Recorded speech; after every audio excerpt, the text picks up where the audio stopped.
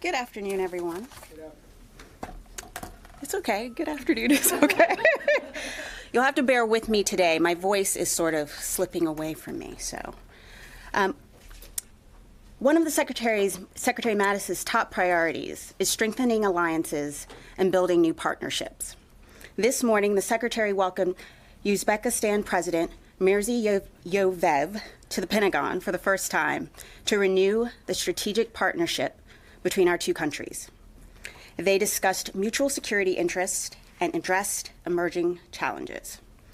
The two leaders affirmed their shared commitment to stability in Afghanistan and continued security cooperation in the region. On Afghanistan, FARA has not fallen. This week, the Afghan National Defense and Security Forces, supported by U.S. air power and advisors, defeated a major Taliban offensive in Farah city in western Afghanistan. Today, in spite of vain Taliban attempts to challenge the Afghan government's control of Farah city, remains under the control of Afghan defense and security forces. Our Afghan partners' success in places like Farah are a testament to the tremendous improvements in the Afghan National Army, Afghan Special Security Forces, and the Afghan Air Force. Afghan A-29s and Mi-17s conducted multiple airstrikes during the Afghan-led offensive in Farah. Now, for the first time across Afghanistan, all 6 Afghan Army Corps are on the offensive against the Taliban.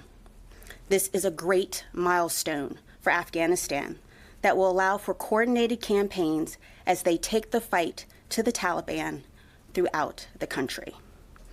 We stand firmly beside our Afghan partners and will continue to reinforce this Afghan-led offensive. As Secretary Mattis has said, we stand by the Afghan people, we stand by the Afghan government, and the NATO mission in Afghanistan will continue as we drive the Taliban to a political settlement. On the situation in Hawaii, on May 3rd, the Kilauea volcano became active, threatening the Puna district of Hawaii's main island. There are currently 2,000 Hawaii residents under evacuation orders. Our thoughts and prayers are with those affected by the situation. On May 4th, approximately 150 National Guard members began securing the disaster area and assisting residents. These National Guard members are assisting with the traffic control and evacuation procedures, fire prevention, air quality test, and providing support to local law enforcement. Additionally, Secretary Mattis appointed Brigadier General Kenneth Hara to serve as the dual status commander, overseeing the National Guard's continued support. His appointment is effective May 16th through June 14th. We will continue to monitor the situation and adapt our support as needed. With that, I will take your questions. Tom. Hello. Hello. On Afghanistan, you said that this is a testament to tremendous improvements in ANDSF operations, but it's still the case that the Taliban can attack at will major population centres and provincial centres. How is this a tremendous improvement? This was still a major offensive, and it took intense U.S. air support to drive it back. Well, one, I think it's important to remember that progress and violence can coexist. It's also important to remember that the Taliban has not had the initiative. You also see that they're using this, they're hitting soft targets, they're hitting polling places. They're desperate. This is also the start of the fighting season, so this is not unexpected. But the Afghan forces have done tremendous work with the 6 corps now working across the country. So it's still a long fight, but absolutely there's been progress that's been made, and there'll continue to be progress. And I think you also see with the South Asia strategy the fact that you do have the 6 corps now trained and on the offensive. That all shows progress. Okay, and just to follow, sure. Sorry, can I just follow up? There's, I think, 25 Afghan security forces were killed in the operation. And today the Air Force tweeted, the Taliban forces in Farah city, Afghanistan, would much rather have heard hashtag Yanni or hashtag Laurel than the deafening hashtag Burt they got courtesy of our A10. Do you think it's appropriate for the and here's the tweet, do you think it's appropriate for the Air Force to put out such a light-hearted comment, essentially kind of making war a meme in light of the heavy casualties that the Afghans took? What I would say is I haven't seen that tweet, so I'll take a look at it and I can come back to you. But what's important to understand is that this is the Afghans' fight. We are working by, with, and through these partners, and they are dying to secure their own future. And I think that shouldn't be forgotten in any of this. Lucas, yeah. Can you rule out Iran's involvement in this violence in Western Afghanistan, taking place not far from the border? I don't think you can ever rule out how much Iran interferes throughout this region. Iran remains the most destabilizing factor in the Middle East. So, no, I don't think you can ever rule out their mischief. And do you have any indications that Iranian forces or intelligence agents did play a role in this specific attacks in Farah? I don't have any specific details. Tara. Different topic. Earlier this week, Politico reported that the White House and EPA were trying to delay or squash a report from HHS talking about water contamination at military bases. This has become an issue of concern for a lot of military families, especially after DoD provided the brief of the different contaminants that have been found at their bases. Do you think that DoD will step in and encourage the release of this report? Tara, I will definitely look into it. Let me take that and I'll come back to you today about it, okay? Let me go to this. Hello. Hi, how are you? Good, how are you? Can you address reports that the DoD is pulling the B-52 bombers from the Max Thunder exercise? Is that true? Their exercises with South Korea, and does the U.S. military plan to alter any of its exercises with South Korea during the planned June 12th talks with North Korea in Singapore? So what I can tell you is that the scope of our exercises have not changed. I won't be able to speak to specific details, but our exercises are annual, they've been long-standing, they're defensive in nature, and they will continue.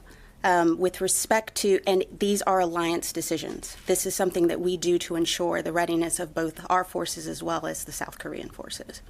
What is the second part of your question? The second, will future exercises during the talks with North Korea on June 12th, will they continue as planned? So our schedule for our exercises continue. Everything else that is firmly in the hands of the diplomats, we will continue to ensure our readiness and to ensure that we are ready and able to do whatever we need to do. But these are long-planned exercises, and the scope hasn't changed. And just on a different topic, does the Pentagon still plan to ban Huawei and ZTE phones from Pentagon military stores? So they were taken away from exchanges. We are always looking at security issues with respect to these electronic devices. So that has stayed. They have been taken out of those exchanges. That nothing has changed with respect to that. Travis. Yes, can you confirm that the administration is interested in housing immigrant children at U.S. military bases in the South? And can you clarify what the U.S. military's role would be if such an agreement like that is reached? So right now, HHS is conducting a site survey. Right now, they are in the lead. No requests have been made to us at this point, so no decisions have been made. And what would the DoD role be? Again, we need to wait for whatever the results of their site survey is, and we'll work with them to figure out a way forward. But right now, we don't have any more details than that. Sure. If it's military facilities, why would HHS be in the lead? Why wouldn't DoD be weighing in pretty aggressively on this? So HHS is in the lead because they would ultimately have responsibilities for these children that would be detained. So they have the lead with respect to across the government and looking at facilities. So we are a part of that, and at this time we haven't gotten any requests. This is an initial survey, and so those are all the details I have at the moment. Can you confirm the bases before 4 bases in Texas and Arkansas that are being looked at by HHS? I cannot. We don't. It's an initial survey. And again, I want to emphasize this is going on across the government. When you say it says they are conducting a site survey, the survey is of which sites? It's an initial site survey. It includes other facilities. I can't get into the details. And again, we haven't been asked. So this is an initial survey. We haven't been asked about any particular site. Surely they'd have to ask you to come onto Yeah. military property. I have no details about which sites they're looking at. I only know that HHS is looking, and they're conducting a site throughout the U.S. government. But you said that they would be the lead because they would be responsible for these children. It means that they would work inside the military base? The way I understand it is that they are looking at facilities across the U.S. government, to include the Department of Defense. They will identify facilities, and if they decide that those are facilities that they can use, then they would talk to the agency responsible. They would be the lead with respect to those properties. But obviously we will work with them. But they are responsible for the care. They are responsible for identifying sites. That's all the details that I have. Goyle. Thank you, Madam. 2 questions, please. As far as the ongoing attacks in Afghanistan are concerned, who is behind? Somebody must be financing. That's what the Afghani people are saying, that nobody's answering them, and they are still living in dark, that somebody is financing all these terrorists or ISILs or whatever, Talibans. Well, you know that, I mean, one of the key things that General Nicholson has changed is how much he's going after revenue streams. I mean, many of the strikes have been, and very successfully, going after counter financing. So this is being financed, but we're looking at that aggressively. So that's something that's been different and more aggressive with General Nicholson. So we'll continue to pursue that to ensure that we do cut off also the sources of finance for this terror. Well, one thing is bothering them that for a long time, not only the people of Afghanistan, but also the president and other officials in Pakistan, in Afghanistan, they have been saying that Pakistan is behind all those strikes. Is U.S. listening them all this over the years? We believe that Pakistan can certainly do more with respect to regional security. It can certainly do more with respect to security within Afghanistan. And we would look to them and hope that they would both help, because they are both victims of terrorism and they've also sponsored terrorism. So we look to Pakistan to create more opportunities to secure the region. And second, as far as terrorism in India is concerned, it was surprising that now the former Prime Minister of Pakistan, Mr. Nawaz Sharif, on television, he made his assertion that Pakistan was behind all those attacks against India, in Mumbai attacks, and it was also revealed earlier by former President,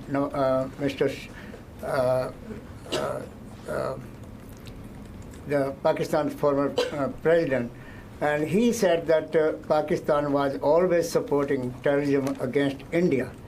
Now, where do we stand now? Because high officials, president and the prime minister, of course, formers, now they are claiming that Pakistan is supporting terrorism against India. Again, this is an inflection point for Pakistan. Pakistan has decisions to make, and we hope that they will be a partner in safeguarding the region. Thank you. Way in the back. I wanted to ask, has there been any contact between Secretary Mattis and his counterparts in Israel after last week's airstrikes? And what level of support or coordination did the Pentagon provide, whether logistics or intelligence, to the Israelis prior to those airstrikes? The Secretary is in regular contact often with his counterparts around the world. With respect to any help, we did not participate. This was an Israeli-led strike. It was an Israeli-led strike last week. Right here in the middle. Thank you very much. Tuna Sanli from Turkish Radio Television. I have 2 questions on Syria. First of all, the U.S. is arming YPG or SDF and training them to fight against ISIS. But last week, Brett McGurk showed 3 maps showing that since 2014, the area which has been taken from ISIS, becomes much bigger. I mean, ISIS lose many areas in Syria. There are little areas remained in Syria. So, is the U.S. still sending weapons and arming YPG to fight against ISIS? So first of all, I haven't seen Mr. McGurk's map. What I can tell you is that we are working with and through the SDF, the Syrian Democratic Forces. We vet everyone who works with us in the SDF, and the fight against ISIS in the MERV continues. Can I follow up with my second question? SDF or YPG is the Syrian branch of PKK, which is a U.S. designated terrorist organization. So can YPG or SDF be a reasonable solution to fight against ISIS? We believe that the Kurdish elements of the SDF are a very effective force and have proven very effective in the fight against ISIS. This is a complicated battle space, and we are glad that the SDF can now focus on the offensive to finish ISIS in the MERV. Right here in the middle. Hi, Lara Seligman with Aviation Week. Can you give us an update on when we can expect to see the results of the missile defense review? It is still in review, but I anticipate it should be coming in the next few weeks. If I can follow up, what is the holdup? It's just a matter of it's in process. I mean, one thing that the secretary reviews the reports that come out of this department, and so it's in coordination. We want to make sure we get it right the first time. It's important, missile defense, the future of missile defense. This is a strategy.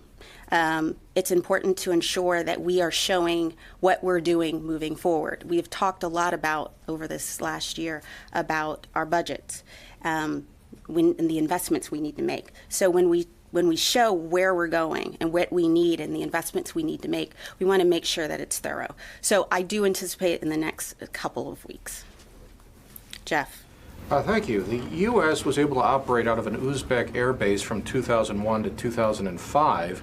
Did Secretary Mattis and the President of Uzbekistan discuss the possibility of the U.S. military once again operating from inside Uzbekistan? I can tell you that the Secretary and the President talked about how do we deepen our mill-to-mill relationship. And I can also tell you that talking about initiatives and ways to further bring stability to that region. But was there any discussion specifically about military bases? They talked about how do we continue to deepen that relationship. I won't get into the specifics of their conversation, but the Secretary is heartened by the idea of deepening that mutual cooperation in the region. Kasim. To what extent the Secretary is concerned about the tension rising on the Gaza border and the increasing civilian casualties killed by Israeli army there?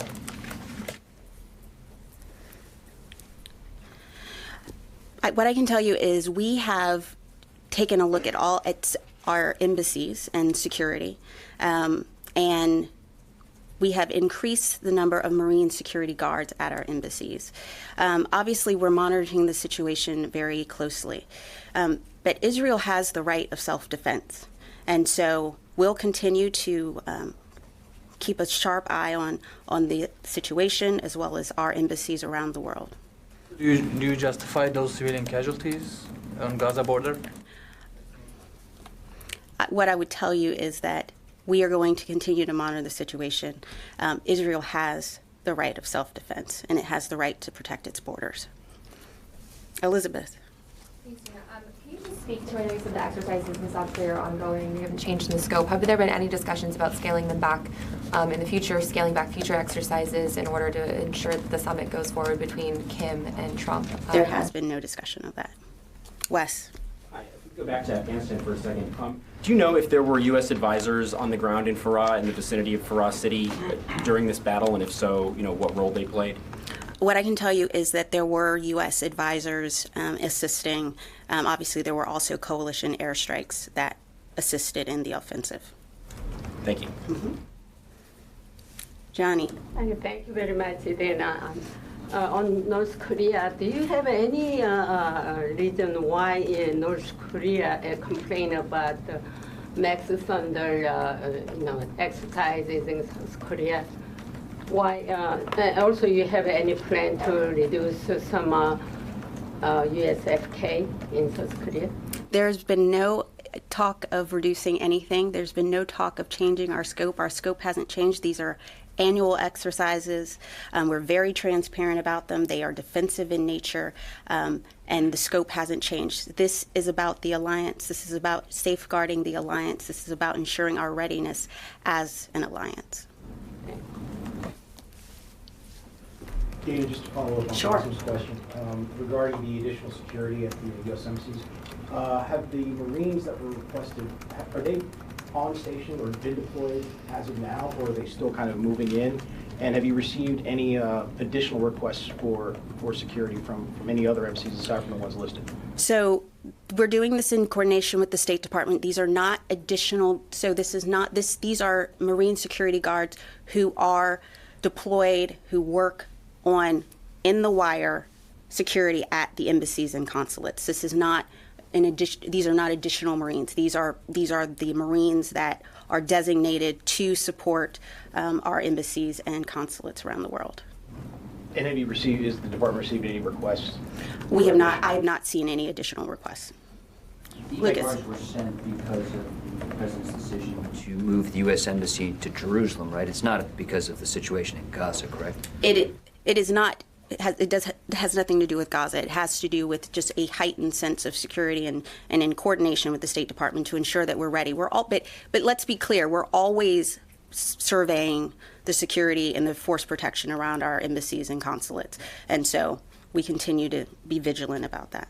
And on North Korea, is there a plan B in case the summit doesn't happen and you need to do other things? Our position is we want to ensure that our diplomats negotiate from a position of strength. So that is our mission, and we will see what happens. You guys have to have some more questions, clearly. Tom. How does the Pentagon feel about the prospect of having to work with Muqtada al-Sadr in Iraq, given his role in killing U.S. forces? Well, I'm not going to speculate on preliminary results of elections, but what I will say is that the Iraqi democracy is thriving, and that's a good thing. I don't know if any of you knew this, but they had about 18 polling stations here in the United States. That's tremendous. So we look forward to standing with our Iraqi partners as their democracy grows. We want to work by, with, and through and see them prosper as a democracy. But Dana, al-Sadr has American blood on his hands. That was the gist of the question. Is the Secretary troubled that a man responsible for the deaths of hundreds of American troops over a decade ago could potentially become the next leader of Iraq, or at least his coalition, and have a role in the future of Iraq with American forces on the ground right now? Decisions of Iraqis are for the Iraqis. We will continue to work by, with, and through our partners. But I'm not going to speculate on what is still a preliminary results of an election. The Secretary isn't troubled by the election results at all? You know the Secretary doesn't get troubled or nervous, Lucas. As a follow-up to that, if Sadr does rise to power, would the U.S. be looking at alternative force protection or troop levels? I think we need to see how things actually fall out first. Jeff. You had mentioned 2 briefings ago that American military aircraft in Djibouti were getting lasers shined at them from a Chinese military base. Has that continued, or did it stop when the U.S. formally demolished China? I am not aware of any additional lasering incidents in Djibouti, but I'm happy to come back with you with any updates. Okay. Thank you all very much. Thank you.